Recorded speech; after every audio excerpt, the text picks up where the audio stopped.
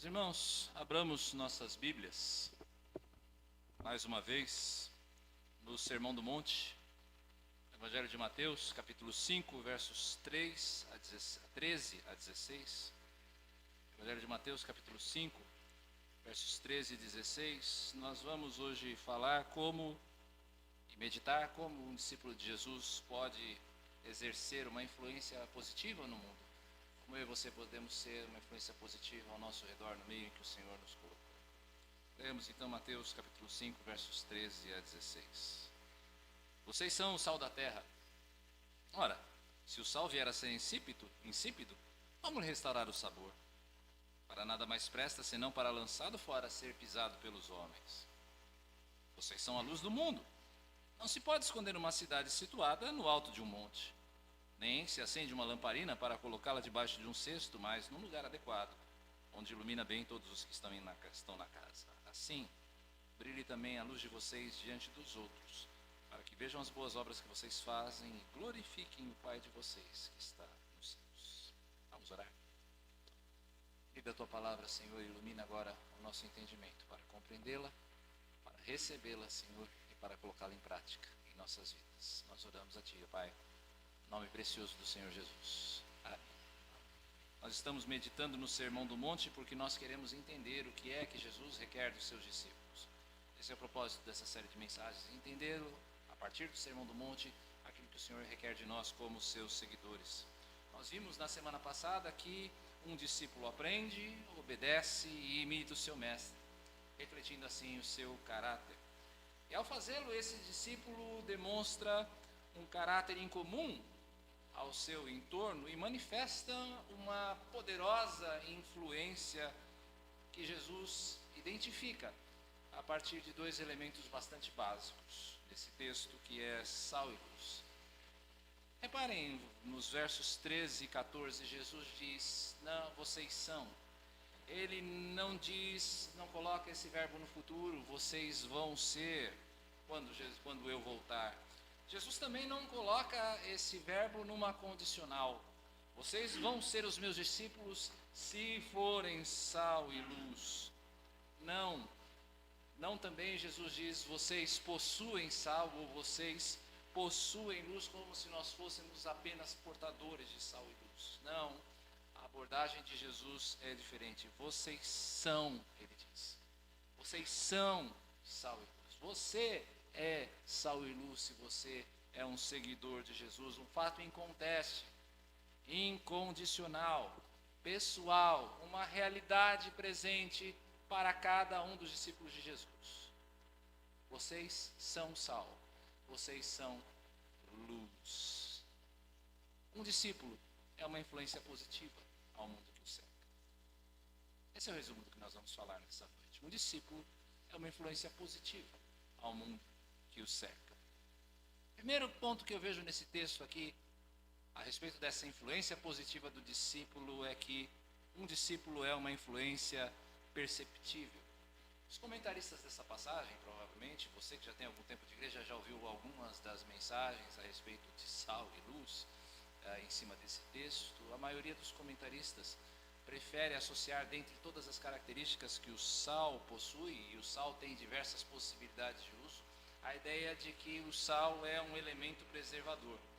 E faz bastante sentido pensar nisso, porque nós estamos aqui falando de uma época em que não existiam geladeiras, não existiam freezers.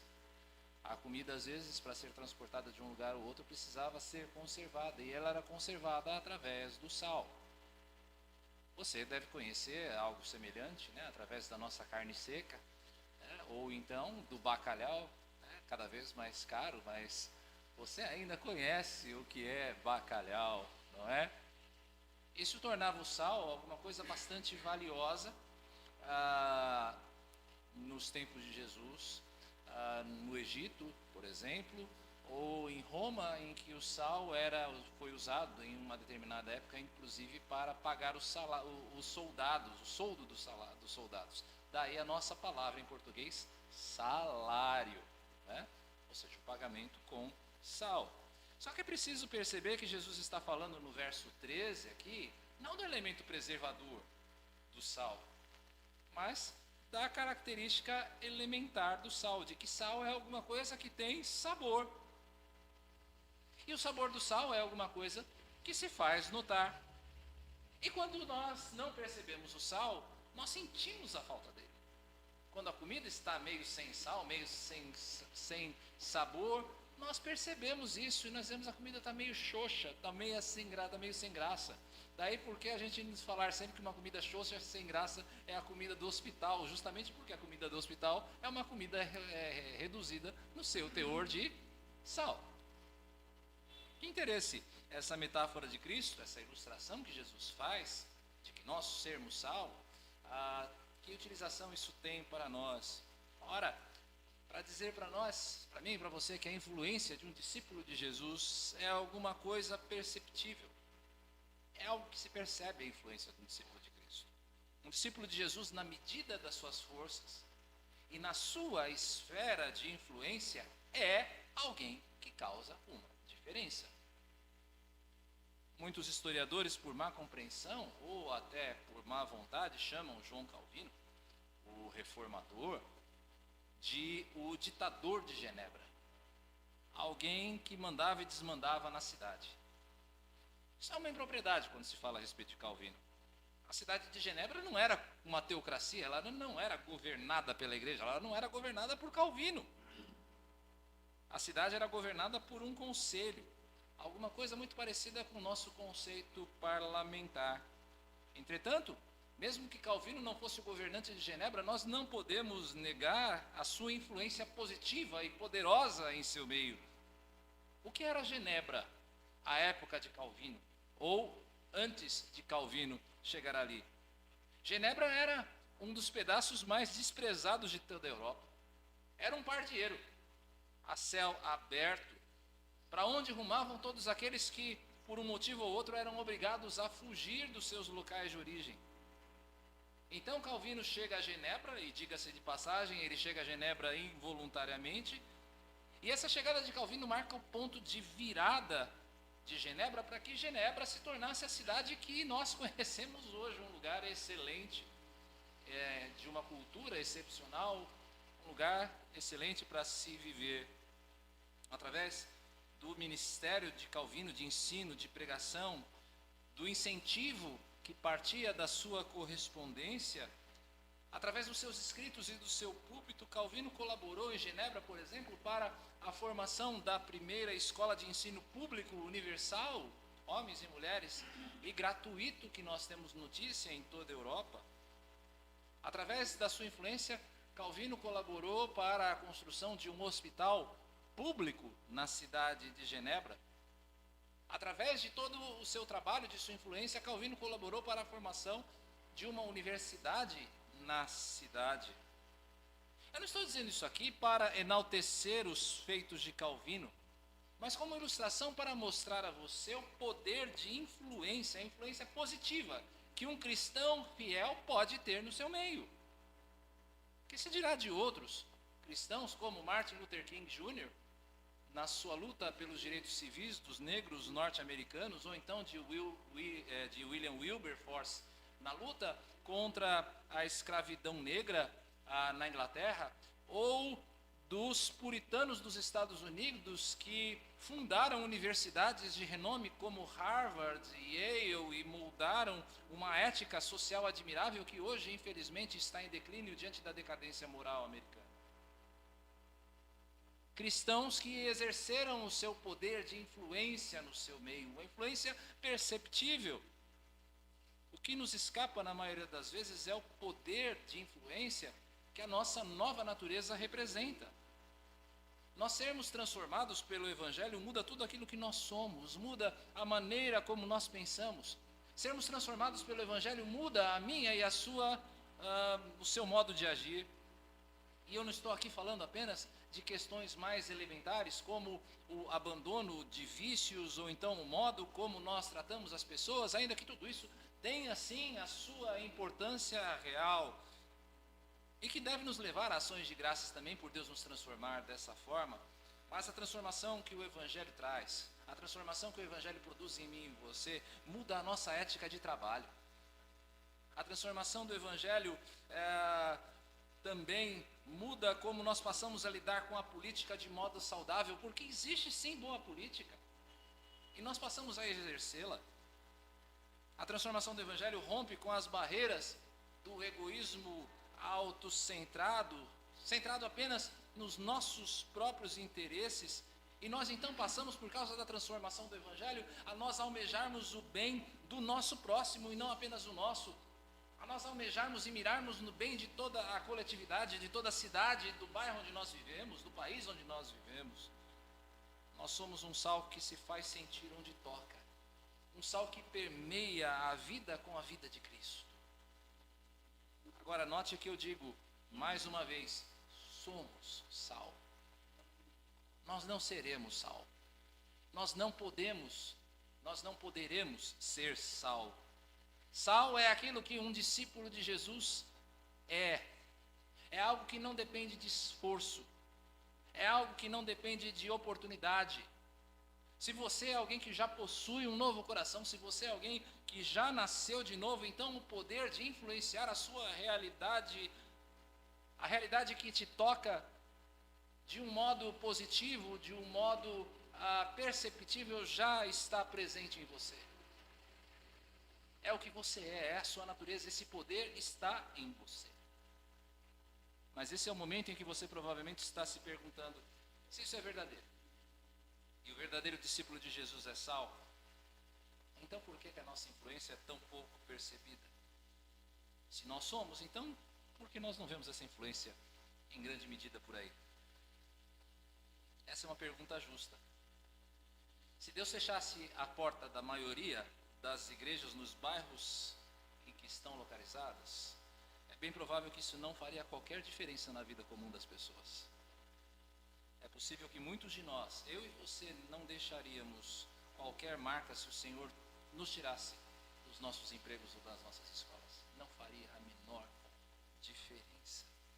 É triste perceber que dos exemplos que eu dei a respeito de ser uma influência, nenhum desses exemplos é brasileiro. Ainda que nós sejamos um contingente respeitável de cristãos nesse país. É claro, pode haver aqui uma boa dose de injustiça ou de ignorância de outros exemplos da minha parte, eu reconheço isso. O fato é que nós temos feito pouco por fazer sentir a nossa presença no meio da sociedade brasileira. Como é que eu posso explicar esta aparente contradição de nós, crentes brasileiros, de sermos sal e não nos fazermos sentir? Se nós somos, por que é que nós não nos fazemos sentir? Ora, o próprio Jesus nos responde aqui no verso 13. O sal, diz o Senhor Jesus, pode se tornar insípido, ou seja, sem sabor, sem uma influência possível. Mas como é que isso é possível? Sal é cloreto de sódio. E ele sempre vai ser cloreto de sódio. Sal vai ser sempre sal, não é mesmo? Sim, sal é sal sempre. Mas preste atenção em algo que acontecia num lugar muito próximo a esse que Jesus fala. O Mar Morto. Você sabe que o Mar Morto é um dos lugares de maior salinidade, obrigado. Salinidade da terra. Um lugar que produz muito sal, mas o sal do Mar Morto não é um sal de boa qualidade. Há tantos outros minérios, tantos outros sais minerais que se acumulam sobre o sal do Mar Morto, que o sabor dele acaba se deteriorando. Se você é alguém que quer aproveitar o sal do Mar Morto, você precisa raspar a camada superior do sal que se deposita às margens do Mar Morto e que o impedem de ser aquilo que ele é, sal. Você percebeu onde eu quero chegar, não é mesmo? Se a nossa influência não se faz sentir, não é porque nós deixamos de ser sal. É porque existe tanta impureza sobre nós que o nosso sabor não se faz sentir. Há tanta impureza sobre mim e sobre você, às vezes. Há tanta impureza sobre a Igreja de Cristo neste país que a sua influência não se faz sentir. E essa impureza tem nome: pecado. Pecado. Pode ser a imoralidade que faz com que eu e você percamos o nosso caráter distintivo, aquilo que nos distingue da maioria das pessoas ao nosso redor. Pode ser as nossas pequenas cobiças do dia a dia. Podem ser as nossas ansiedades quanto ao amanhã, que acrescentam preocupações e que tiram o reino de Deus do centro no nosso coração. Pode ser a falta de graça que blinda aqueles que nos cercam de conseguirem ver em nós um amor incomparável, um amor que apenas é possível porque nós o recebemos e aprendemos de Cristo. Tudo isso pode se acumular sobre nós e o sabor do sal que nós somos acaba se tornando sem graça, insípido. A palavra grega que é traduzida aqui na nossa versão como insípido não está ligada em primeiro lugar, em primeira instância, à ideia de sabor. A tradução mais literal de insípido é ser tolo, é agir com tolice. Quando um discípulo de Jesus, a quem foi dada a sabedoria, o discernimento da parte de Deus, ele escolhe renunciar a essa sabedoria e esse discernimento e passa a agir como um tolo, ele perde o seu poder de influenciar positivamente e perceptivelmente o seu entorno. Daí as consequências terríveis que Jesus menciona aqui ao fim do verso 13. Primeiro, Jesus vai dizer aqui no final do verso 13 que o sal perde a sua utilidade. Ele, como o Senhor Jesus diz, ele para nada mais presta. Nós fomos chamados, meus irmãos, a fazermos a diferença, a sermos um testemunho vivo do poder transformador da graça, mas quando a poluição do pecado rouba de nós o sabor, nós perdemos a nossa utilidade original. Segunda consequência do sal perder o sabor, que Jesus aponta aqui no final do verso 13, é que o sal se torna um objeto de desprezo. Quando Jesus diz que o sal é lançado fora, Jesus não está dizendo aqui de uma sentença irrecorrível. Porque mesmo quando o sal é desprezado, ele não deixa de ser sal. Um discípulo que perdeu o seu sabor, e nós podemos realmente nos tornar insípidos, não deixou de ser um discípulo. Não nos esqueçamos, o chamado de Cristo para o discipulado é um chamado irrevogável. Mas é claro, nós podemos muito bem por um tempo sermos disciplinados por Deus. É o que Paulo ordena em 1 Coríntios acerca do impenitente, para que ele seja posto de lado e assim, afastado da comunhão, ele possa experimentar a consequência dos seus erros e ser resgatado da sua tolice. Algumas vezes, Deus usa homens perversos e ímpios, gente que jamais experimentou a graça de Deus para nos humilhar. Esse é o sentido de nós sermos pisados pelos homens. É o desprezo que os homens sentem em relação a nós, ou nos dedicam. Eu não sei se você já teve essa experiência como eu. Você está em erro? Você está fazendo alguma coisa que você não deveria? Você está sendo menos sal do que você deveria ser, por assim dizer. E aí um amigo seu, alguém descrente, um vida torta, em tom de zombaria, olha para você e diz: isso porque você é crente. Já passou por isso? Eu já. Que vergonha que a gente sente. A gente se sente desse tamaninho. Ou então, no sentido mais coletivo, nós como igreja, principalmente nesse país, nos tornamos mais conhecidos pelos nossos escândalos do que pelas nossas boas obras. Ou ainda nós nos tornamos simplesmente irrelevantes em qualquer debate, em qualquer discussão, porque nós não temos o que colocar na mesa. Uma diferença que nos separe do comum das pessoas. Nós não temos o que mostrar. Deus nos humilha, meus irmãos, de uma maneira dolorosa e dói. Às vezes você ouvir isso que eu acabei de mencionar aqui. Deus nos humilha de uma maneira dolorosa para retirar de nós a capa de impureza que nos impede de sermos o sal da terra. Eu espero que nesse momento uma avaliação sincera esteja diante de você, aqui presente ou em casa. Algo que soe esta avaliação como algo assim: que tipo de influência eu estou exercendo ao meu redor? Considere isso. Que tipo de influência eu estou exercendo ao meu redor? Se eu desaparecesse hoje, que marca eu deixaria? Como as pessoas se lembrariam de mim, se é que elas se lembrariam? Nós podemos inclusive fazer essa mesma avaliação a partir de nós como igreja. Antioquia, aqui nesse lugar, se a Antioquia sumisse hoje, se essa igreja desaparecesse hoje, e esta casa se tornasse qualquer outra casa, outra coisa, qualquer outro tipo de empreendimento, se nós simplesmente desaparecêssemos, que diferença ela teria feito aqui onde ela está no Alto de Santana? E se a resposta a todas essas perguntas for negativa e você perceber que a influência é nenhuma, se você chegar à conclusão de que a sua influência é bem menos positiva e perceptível do que ela poderia ou do que ela deveria ser, eu aconselho você a tomar duas medidas. Se você perceber que a sua influência não é o que deveria ser, duas medidas. A primeira dela, você se perguntar, por quê? Por que eu não influencio tanto quanto eu poderia? Que outro elemento está contaminando o cloreto de sódio do seu coração e impedindo que ele dê tanto sabor quanto ele poderia? O que é que tem impedido? Identificar o mal, meus irmãos, é algo importante para que você possa se arrepender dele. E arrepender não quer dizer simplesmente você ficar pesaroso. Arrepender não quer dizer simplesmente você chorar pelo seu pecado. Não quer dizer apenas você se lamentar. Arrepender quer dizer mudar. Abandonar o seu pecado. A segunda medida é você clamar a Jesus para restaurar o seu salmo. É clamar a Jesus para restaurar o seu salmo. É clamar ao Senhor que Ele raspe a sua camada de impureza. É pedir a Jesus que Ele lave a sua contaminação. E nós temos a promessa de que Jesus vai fazê-lo na primeira carta de João. Você pode ler comigo?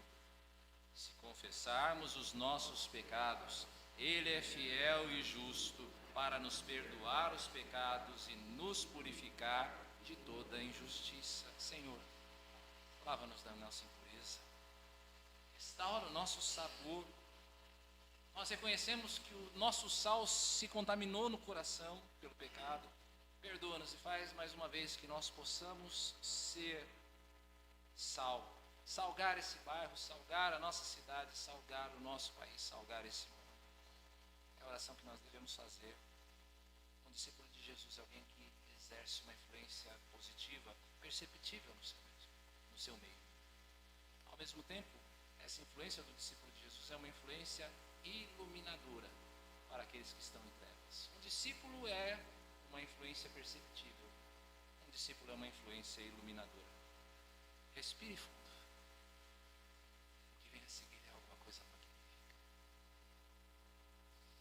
Vocês são a luz do mundo. Vocês são a luz do mundo. Isso te lembra de alguma coisa? De alguém que disse algo semelhante? Você se lembra de algum versículo parecido com isso? Nós lemos na nossa liturgia de hoje. Eu sou a luz do mundo, de Jesus. Eu sou a luz do mundo, quem me segue não andará em trevas.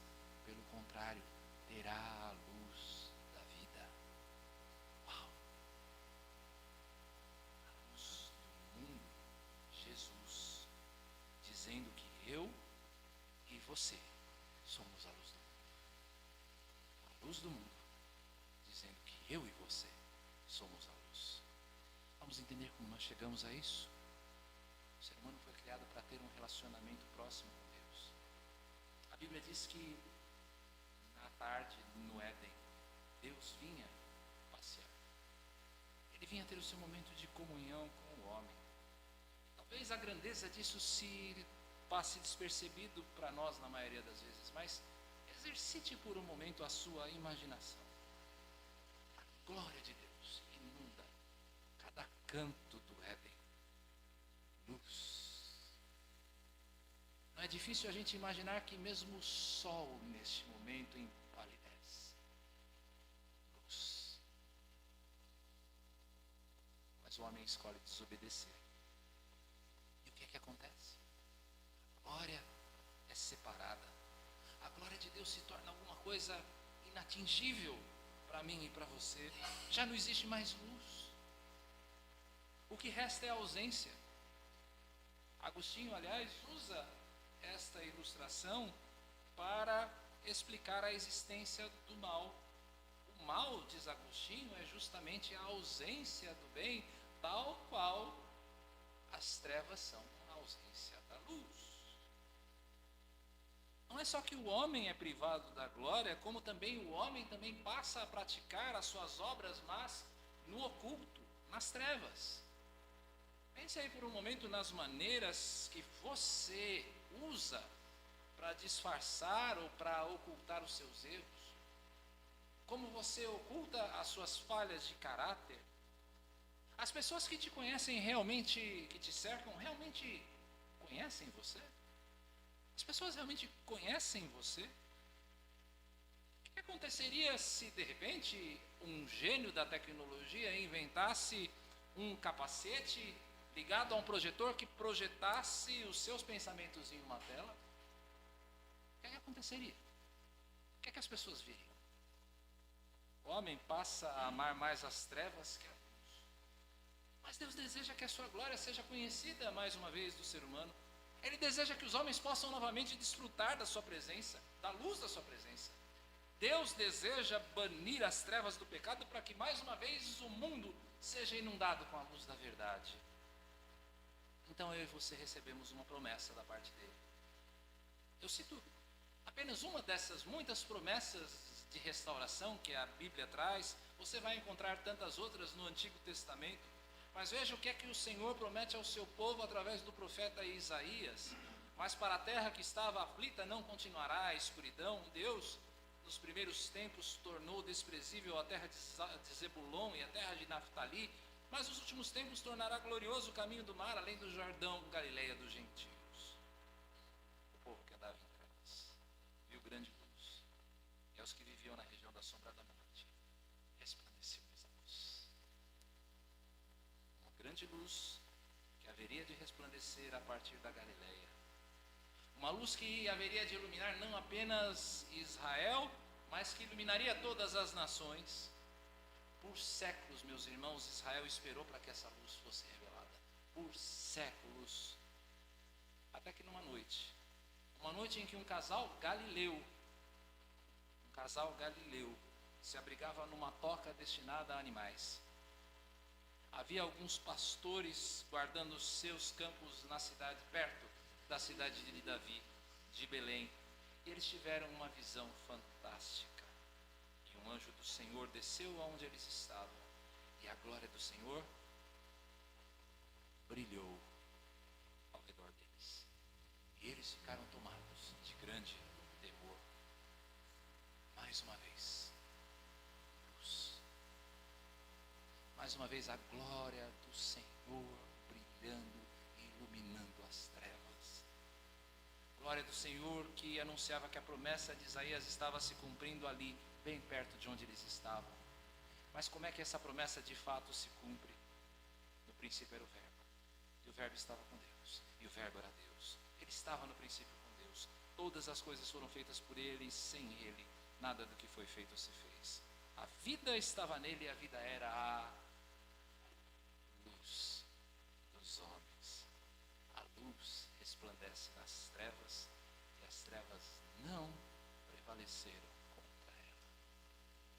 Você sabe a quem João está se referindo aqui? Você, meu amigo aí de casa, você sabe a quem João está se referindo? Deus feito gente. Mais uma vez entre nós com a sua luz, na pessoa de Cristo. Jesus é a luz que lança fora a condenação do pecado e que reconquista para mim e para você a glória perdida. Jesus é a luz que lança fora o erro, que lança fora o pecado. Jesus é a luz que nos revela a verdade. Jesus é a revelação perfeita do Pai. E o Verbo se fez carne e habitou entre nós, cheio de graça e de verdade. E vimos luz, a sua glória. Glória como do unigênito do Pai. Esse é Jesus. Mas alguma coisa aconteceu no caminho. Alguma coisa aconteceu no caminho. Mais uma vez no Evangelho de João, a condenação é esta. A luz veio ao mundo. Mas os homens amaram mais as trevas do que a luz. Jesus. Por quê? Porque as suas obras eram más. Sim, porque os homens preferem as trevas que a luz. Eles matam a Jesus, eles o pregam numa cruz, mas a morte não pôde detê-lo. Jesus ressuscitou e mais uma vez os homens viram a sua glória, a glória do Cristo ressuscitado. E eles viram essa glória por 40 dias até que Jesus fosse levado aos céus, de onde um dia ele vai vir com grande glória. E mais uma vez nós veremos a sua luz. Mas será apenas nesse dia que a glória de Cristo vai ser vista? É apenas nesse dia que a verdade vai mais uma vez resplandecer e os homens vão reconhecer o caráter de Deus? A justiça e a bondade de Deus vão ser uma surpresa guardada para os homens apenas quando a trombeta tocar? Será que tudo vai permanecer oculto até que Jesus venha? Será que a luz vai permanecer oculta até que Jesus venha? De maneira nenhuma. Veja o que Paulo diz em 2 Coríntios. Porque Deus que disse, das trevas resplandeça a luz, Ele mesmo resplandeceu aonde? Em nosso coração, para a iluminação do conhecimento da glória de Deus na face de Jesus Cristo. A luz de Cristo foi privada aos homens, meus irmãos? Não, a luz de Cristo ainda brilha. A luz de Cristo ainda está presente no mundo. Como? Em mim, em você, em cada discípulo de Jesus. Jesus nos refaz para que o conhecimento da glória de Deus possa alcançar a cada homem, a cada mulher, a cada criança. Eu e você somos a luz do mundo. Eu e você somos a lanterna que aponta para Jesus. Eu e você somos o testemunho da severidade e da bondade de Deus. Eu e você. É assim que nós somos luz do mundo. Se nós formos considerar o nosso texto, Jesus está falando uma obviedade. Luz foi feita para brilhar. Não diga. Jesus diz algo que é óbvio. Luz foi feita para brilhar. Você não acende uma lâmpada para esconder essa lâmpada. Você acende uma lâmpada para que ela lance as trevas fora. E quando a lâmpada é acesa, as trevas não podem prevalecer. O discípulo de Jesus é como uma cidade colocada sobre o monte. Você não consegue escondê-la. Quando você está chegando a São Paulo, vindo do litoral pela Imigrantes, é impossível você não reconhecer que você está chegando a São Paulo. Você vê os prédios dos morros. Se você está chegando à noite, você vê a luz dos prédios, das casas, muita luz. Você vê até a poluição, aquela camada de poluição por sobre a cidade, aquela camada feia, cinzenta, meio amarelada algumas vezes. Você está chegando e você sabe que ali existe uma cidade, que ali está a sua cidade, São Paulo, uma cidade sobre o monte, foi colocada ali para ser vista. E assim é o discípulo, onde quer que o Senhor Jesus, o seu Senhor, o coloque, Ele vai fazer brilhar ali a luz de Cristo. As pessoas vão ver você, vão ver o discípulo de Jesus como uma referência, e Ele, no poder do Espírito, vai afastar o mal. Ele vai fazer as trevas retrocederem, você vai fazer isso, porque você é luz. Você já percebeu como as pessoas se intimidam diante da santidade de alguém, da santidade de um servo de Deus? Você já percebeu como aquelas rodas de piadinhas indecentes, de repente, quando um servo de Cristo chega, parece que aquelas rodinhas se desfazem, que as pessoas ficam caladas? Você já viu como os copos e garrafas de bebida são escondidos quando chega o crente? A santidade, meus irmãos, ainda que uma santidade imperfeita, a integridade de um discípulo tem esse poder. A integridade de um servo, de uma serva do Senhor, tem esse poder de fazer as trevas retrocederem. Porque um discípulo de Jesus é uma referência, é um poder um testemunho do poder transformador da graça. Mas vem cá, é possível que as trevas prevaleçam? É claro que sim. Elas não deveriam, porque a luz, brilhando, ela afasta as trevas. Mas é possível que de algum modo essas trevas possam prevalecer? Sim, é possível. Se a lâmpada estiver oculta. Se a luz estiver escondida. Se houver um cesto que a bloqueie. E que cesto é esse que Jesus fala que pode fazer com que eu e você não iluminemos como nós deveríamos? O que acontece muitas vezes, como o texto mesmo sugere, é que nós sufocamos a nossa luz. Nós falamos sobre o poder de contaminação do pecado quando falamos sobre o sal, mas eu quero oferecer aqui a você um outro raciocínio, um outro insight. Jesus diz no final das bem-aventuranças, você deve se lembrar, que nós seríamos odiados e perseguidos por causa dele, não é mesmo? Jesus não diz isso? Isso pode nos levar a uma tentação muito grave. O temor de homens, o medo dos homens do que eles podem nos fazer. É a tentação que triunfou sobre Pedro quando, na noite da prisão de Jesus, ele o negou por 3 vezes. É a tentação a que sucumbiram muitos dos crentes na perseguição romana, quando, para não sofrerem a morte violenta pela cruz, pela espada, ou então serem lançados nas arenas, eles amaldiçoavam a Jesus. O temor dos homens, o medo do que os homens podem nos fazer, meus irmãos, é um adversário poderoso. E diante das suas ameaças, eu e você podemos lançar um cesto sobre as nossas lâmpadas. Nós podemos nos intimidar e, de repente, pensarmos que é mais seguro nós não nos revelarmos como discípulos de Cristo. Como a igreja de Atos, eu e você, nós, igreja de Cristo, nós precisamos orar por ousadia. Senhor, sacode as nossas paredes mais uma vez. Faz o nosso cesto voar para longe, para que a nossa luz brilhe uma vez mais, para que nós podemos cumprir aquilo que o Senhor nos ordena no verso 16. Chacoalha de novo, Senhor. Lança fora o nosso cesto. Que a nossa luz, meus irmãos, brilhe diante dos homens, sem impedimento de ordem alguma. A nossa luz precisa brilhar. Com que finalidade? Jesus diz aqui no final do verso 16, para que vejam as boas obras que vocês fazem. As nossas boas obras não são a causa de nós sermos a luz. Deus, pela sua graça, nos iluminou o entendimento por seu Espírito, e essa luz tirou a mim e a você das trevas.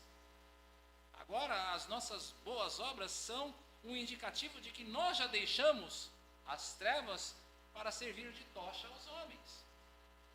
E quem é que leva a glória das nossas boas obras? Para quem se dirige o nosso holofote? Veja o final do verso 16. Para que vejam as boas obras que vocês fazem e glorifiquem o Pai de vocês, que está nos céus. O aplauso dos homens, meus irmãos, não deve ser dirigido a nós. Não é certo nós fazermos boas obras para que os homens nos vejam como boas pessoas. Isso também é temor de homens. Isso também é um cesto colocado sobre a nossa luz e que a blinda. Porque impede que as pessoas vejam a graça de Deus operando através de pessoas falhas como eu e você. Nem mesmo as nossas boas obras devem servir para que as pessoas se tornem prosélitas da nossa igreja, para que elas se tornem membros da nossa igreja.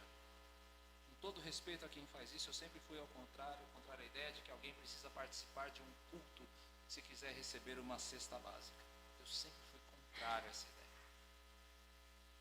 As nossas boas obras não devem servir para melhorar a imagem da nossa igreja ou para tornar a nossa igreja mais atrativa.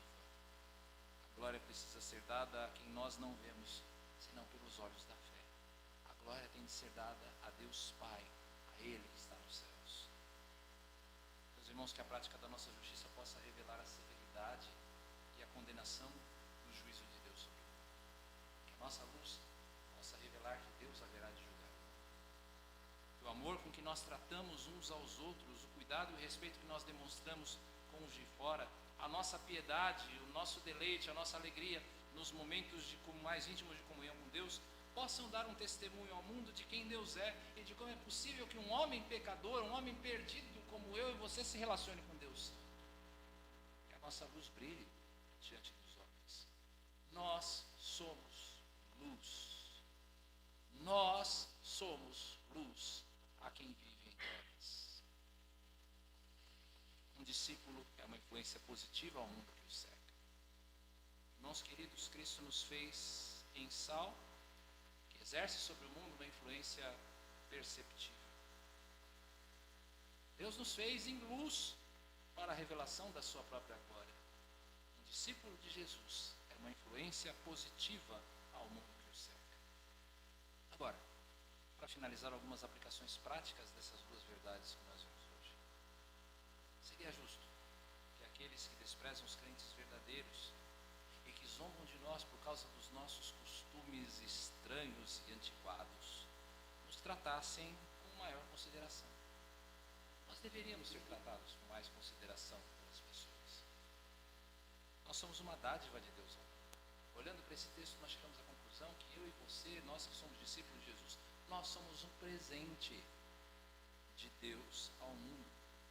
Por um lado, nós espalhamos vida e graça onde nós passamos, e por outro, nós revelamos a verdade, que a verdade é algo que existe, e que Deus já proveu um caminho para quem quer se achegar a Ele.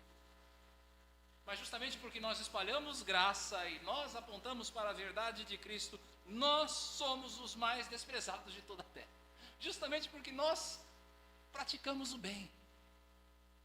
Porque nós exercitamos o nosso papel como dádiva que Deus dá ao mundo, nós somos desprezados. Você que nos despreza, trema diante da santidade de um discípulo de Jesus Cristo. Antes de nos desprezar, desfrute do presente que Ele deu ao mundo através da sua igreja. Nós não podemos render o nosso poder de influência, agora falando para nós aqui, nós não podemos render o nosso poder de influência aos limites da igreja. A sua influência não tem que ser sentida só aqui. Os nossos dons foram dados por Jesus, onde quer que Ele nos conduzir. A prática do bem, a resistência ao mal precisa ser uma constante para todos nós. Em casa, no trabalho, na escola. Como é que eu vou ser sal e luz no meu trabalho? Pastor, preciso começar um culto lá? Não preciso começar um culto. Se eu trabalho no comércio de celulares, eu vou vender os meus celulares por um preço justo, não explorando o meu semelhante, não vendendo para ele um celular de segunda qualidade, que eu sei que vai dar problema daqui a 1 ou 2 meses. Se eu sou um estudante e eu estou na minha universidade, eu vou me dedicar a fazer o melhor que eu posso, a estudar com afinco, a me dedicar, a buscar a ciência, a crescer na minha área, para que no futuro eu possa ser um bom profissional, um bom servo de Cristo, onde Ele me coloque, seja no meu escritório de advocacia, seja no meu escritório de arquitetura, ou onde quer que o Senhor me colocar. Sabe como eu sou sal e luz? Uma vez um sapateiro perguntou para Lutero: Lutero, como eu vou ser sal e luz? A pergunta não foi feita nesses termos, mas me permitam a paráfrase aqui para fins de ilustração. Como é que eu posso ser sal e luz, Lutero? Eu preciso ir para me tornar um sacerdote? Eu preciso me tornar um pastor? Lutero diz: de forma alguma. Faça bons sapatos e cobre o preço justo.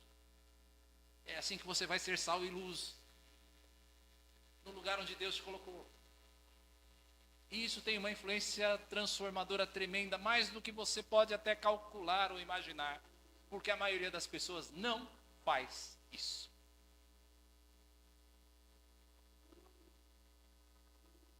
Agora outra coisa.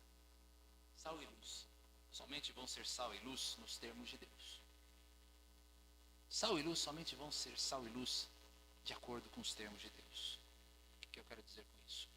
Homens precisam ser homens, exercitando a sua liderança bíblica, firme, amorosa, sacrificial. É assim que um homem vai ser sal e luz dentro da sua casa.